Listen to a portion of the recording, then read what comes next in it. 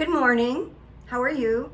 It's August 31st, Tuesday, I think. This is My Left Ear, video 55, called DEMS Win the House in 22. I'm going bold today, people. So My Left Ear is designed for left-leaning political fans or independents, not for right-leaning people. If you are, you should go away. You won't like it. You won't like me. And I am a change agent. My name is Carrie Freeman, and I do psychic coaching, and I do clinical therapeutic hypnosis. I've been doing that for 20 years, and I am also an author. So that's it. And everybody that is a subscriber knows that I am, if you like it, I'm asking you to slam that subscribe button. Okay, I always take a deep breath. You guys know that. I'm going to start with my title, so it's not a tease. The Dems win the White House. The Dems win Congress. I'm sorry. Little slip there. Dems win the House.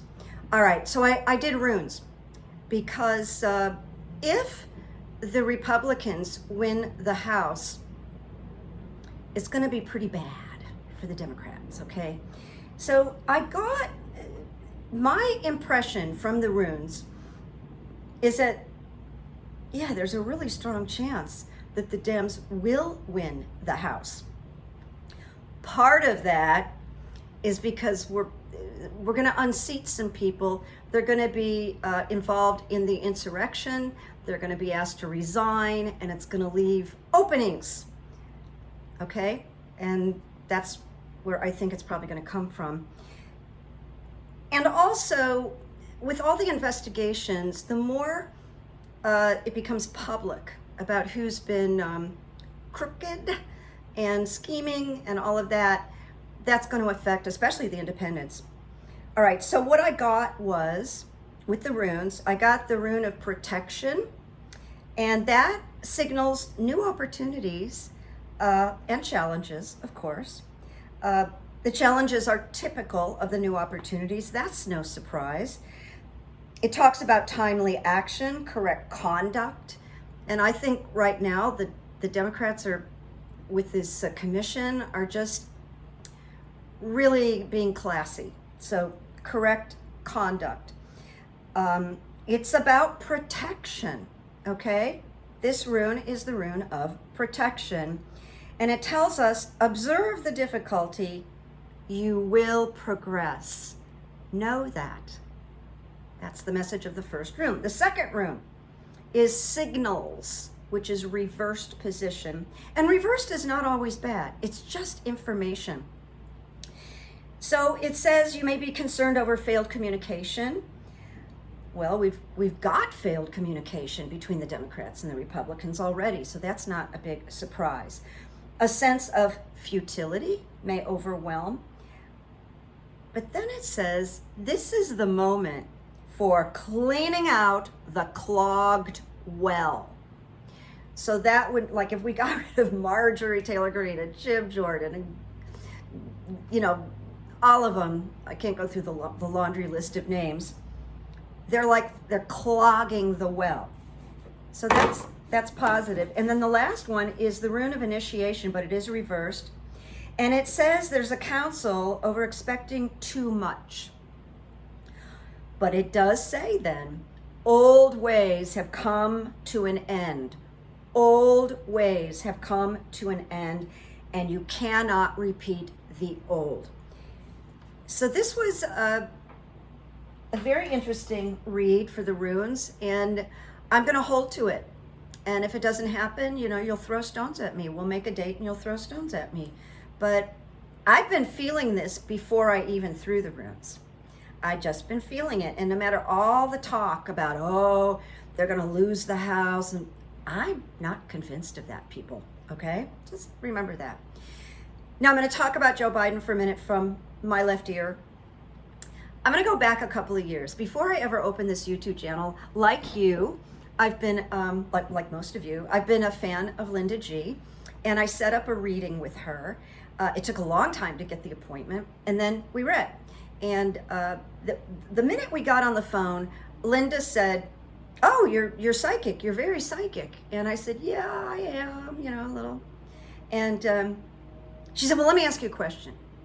And at that point, Biden hadn't won. It was before Biden won. She goes, "Who do you think is going to win?" And I said, "Biden." She goes, "Right."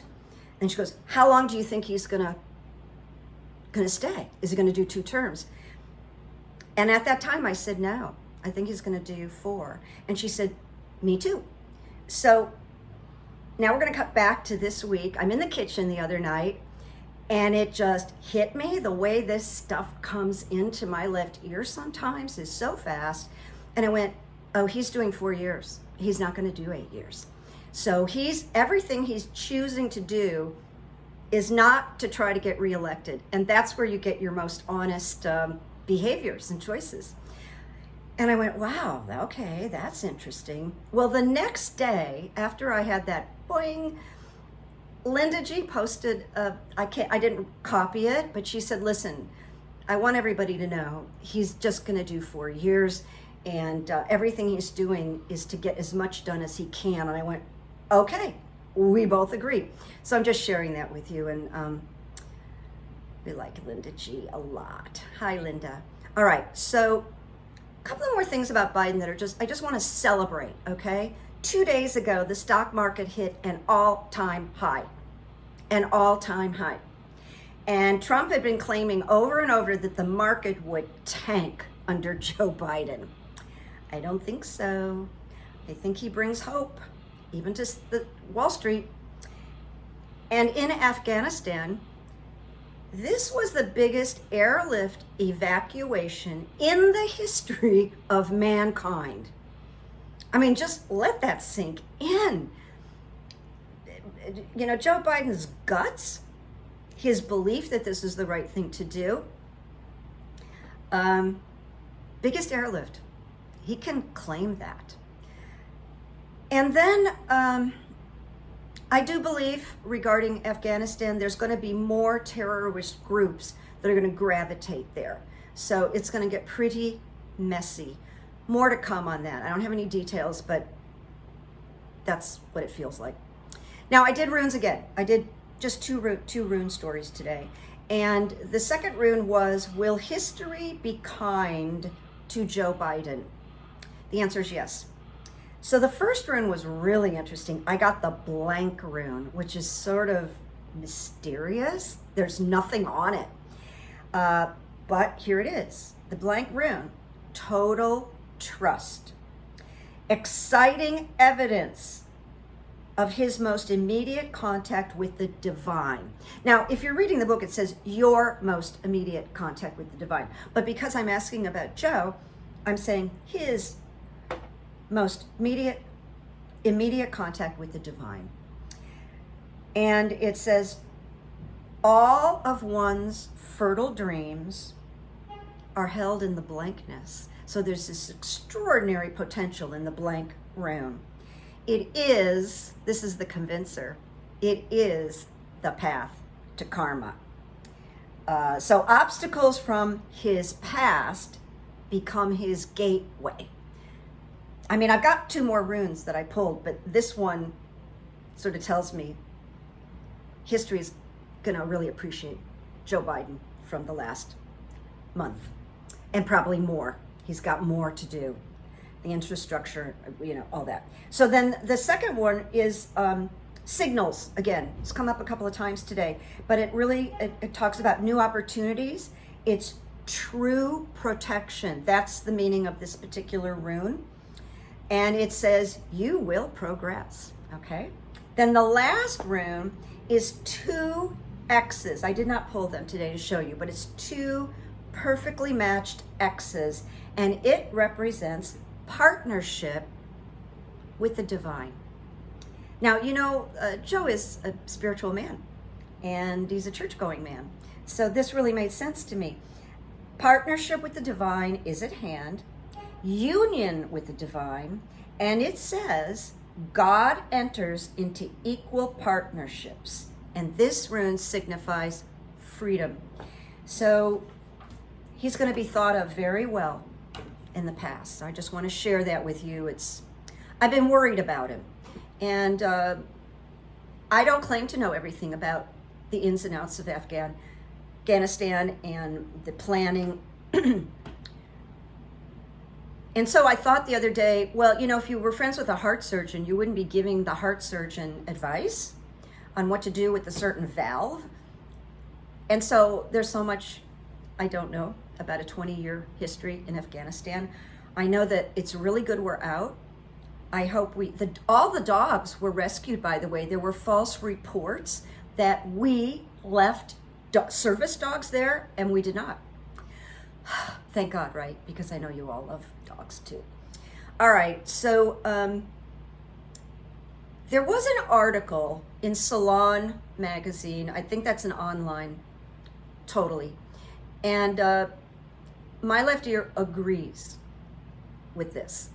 And it is, says, domestic terrorism, about a domestic terrorism. Law enforcement and other experts have warned that the United States is likely to experience a violent right-wing insurgency that could last for years.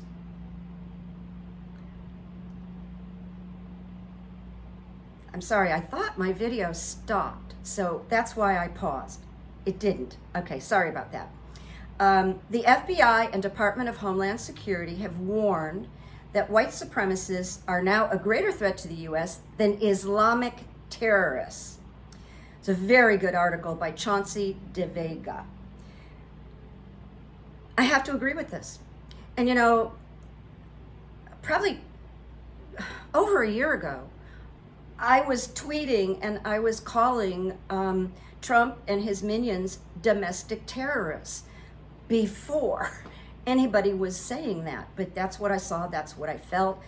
And so we're gonna have to be very vigilant. More to come on that. I wanna mention a guy to you that we need to keep an eye on. He's very bad, he's very dangerous. His name is Steve Lynch. He is a Republican candidate running to be Northampton County executive in Pennsylvania. And he gave a speech over the weekend in Hillsborough County where he threatened to have school board members physically removed if they try to go ahead with mask mandates. And I saw his rant, and he said, "You will not come in here with your data." So here's a guy that doesn't want data. He doesn't want evidence. He doesn't want facts. You will, and he said, listen to this. This is just amazing. Lynch claimed that the school boards were done. He called to make men again. Oh boy. And asked them to join him forcefully ousting school boards that put a mask mandate on children. Ergo, violence at school board meetings is very common now, and school board members are they're leaving their posts due to the stress and the harassment, which is not good because we don't want these crazies to take over. Now, this Steve Lynch is he worked at a gym. He's a trainer, so he looks really buff and really, you know, like tough and, you know, pulled together with the perfect haircut. And he was flailing his arms and he was pointing his fingers and he almost reminded me of Lauren Boebert when she gets all excited. It honestly and truly reminded me of Lauren Boebert. Anyway, he's a really bad guy. He's a really dangerous guy. And he said that if people came in with data, he was going to get 20 strong-arm men to remove everybody, which of course is illegal. Keep an eye on Steve Lynch. All right, now I'm going to go to Jim Jordan and Matt Gaetz. My left ear thinks they lied recently. It's about, well, I believe you've probably heard that the commission, the January commission, 6th commission, is asking for data on all communications, on all phone records and all that kind of thing. So they've asked all the companies to preserve the files on a huge list of people. Anybody you can think of that was probably involved with the insurrection are on that list, and they're going to get lots of details. So knowing that they're getting phone records, okay, here's what I want to say. Jordan and Matt Gaetz admitted to having a mutual phone call with Donald Trump on the day, on January 6th. And they say, these two bozos say, that they were trying to get him to tamp down the insurrectionists at the Capitol. I don't believe it. Some say, well, if they were thinking about something self-serving. It wasn't like from an altruistic place. You got to do this. No, and they were, and you can hold me responsible for this. They both helped him get this insurrection off the ground. There's no question about it. So they were complicit, and their time is coming. And can't you see Jim Jordan and Matt Gaetz like these two icky, sleazy guys? Just like, well, we'll just tell him we were trying to get him, and then I'll be your witness and you'll be my witness. And no, they're going to have a lot of other records that are going to kind of deflate that. Now, here's the biggie. I had another aha moment this week. It's not in the title, but I got to tell you, I should be doing this show from my kitchen because I get these messages in my kitchen a lot. It's about Merrick Garland. It's about why he has not spoken about charges against the former guy or the investigation, blah, blah, blah. Well, here's my aha moment. He's definitely waiting for the SDNY and possibly the January 6th Commission to do their thing, get more complete, more ahead of it before he goes into his investigation and indictments. However, there's a very strong rumor on Twitter, and I am going to say rumor because I can't verify it. Someone that is very much in the know said that members of the DOJ were headed to New York to the SDNY this week and will be at the SDNY over the weekend. So that signals to me, because I believe it, Merrick Garland has begun, and his people have gone and they're sharing information. So we wait. But I know that even Lawrence Tribe, who was Merrick Garland's professor, Yale or Harvard, I'm not sure, has been writing tweets that you have to investigate, you have to. But I think I'm right. And I wrote something to Tom Joseph, who has this wonderful podcast that I love. I know Tom from Twitter. He's got like 160,000 followers. I wrote a little note on his podcast, and it says, a president has never been indicted before. And I think Merrick is being super careful. In the world of law, establishing precedents is huge. And lawyers really don't like to do that. They want to look for precedents before they move forward. So this would be a huge precedent, charging and indicting the President of the United States. That's a big deal. So his stealth approach is actually reported to be his style. And then add something else to this. And I just want to mention, Dr. Fauci has extra bodyguards, and he and his family have been threatened. And there's probably a lot more that have been threatened that we don't know about because they don't talk about it. But Merrick Garland is probably really nervous for himself and his family and his DOJ. And Lisa Monaco, his second in command. So I got to respect these concerns.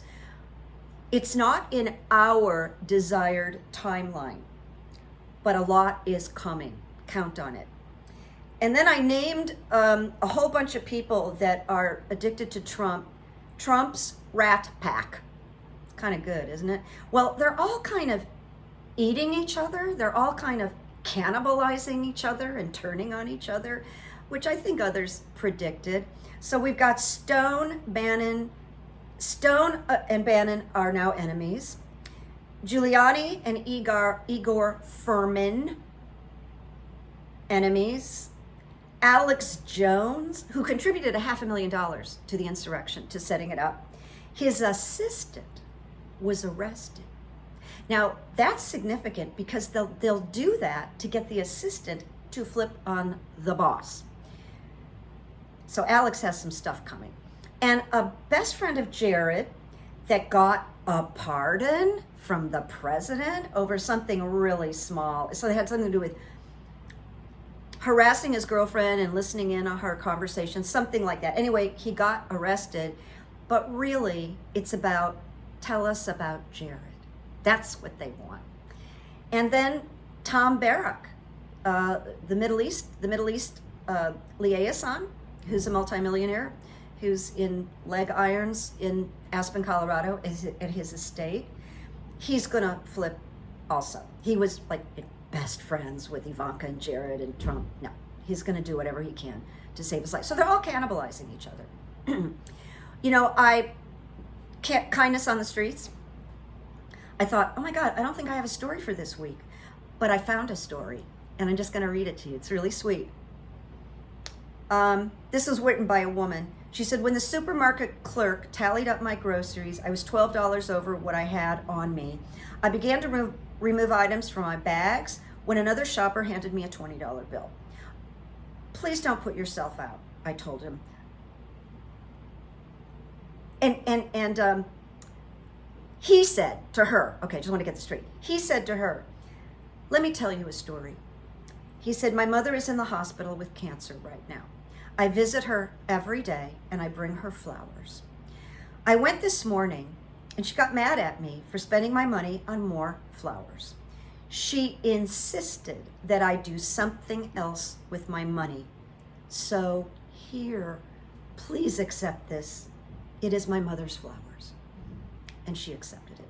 And this was a woman named Leslie Wagner from Peel, Arkansas. I love that story. Now we're going to go to the quotes.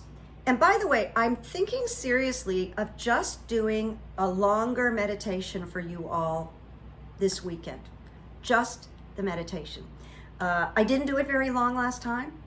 Didn't do it probably long enough last time to really give you the full Monty of it. So I'm not doing it today, but I am going to, and I'm going to do it longer. Just not sure which day yet. Okay, so keep in touch. Here's a quote. Oskar Schindler from Schindler's List. He said, whoever saves one life saves the world entire. Whoever saves one life saves the world entire. And even with the tragedies, Biden has saved a lot of lives. A lot of lives. So I wanted to mention that. Schindler's List is a powerful movie to visit from time to time, by the way. And then Carl Jung, the famous father of psychology and spiritualism, said, we cannot change anything until we accept it. Right? And here's one more, just a bonus one by someone named Rigel J. Dawson. And I didn't look that person up, so I can't tell you who or what. He said, hope isn't naively denying the problem. It's just relentlessly believing in the existence of the solution. And I happen to think that's how Joe Biden operates. He's just trained himself to be this optimist, and probably his spiritual background has something to do with it. I think it's just in his nature. Hope isn't naively denying the problem. It's relentlessly believing in the existence of the solution. So there you have it, my friends. Make peace, make memories, kindness on the street, be somebody's evidence, and let's focus on the Dems winning the House. Let's just keep, isn't that going to be great? That's definitely going to happen. I can see it. Let's just keep that really alive. and new blood, Democratic blood, comes in and replaces some of these really toxic people. That's what I'm going to say, toxic people. Make peace, make memories. I'll see you soon. Bye-bye. Take my glasses off for bye-bye. Bye-bye. Bye-bye.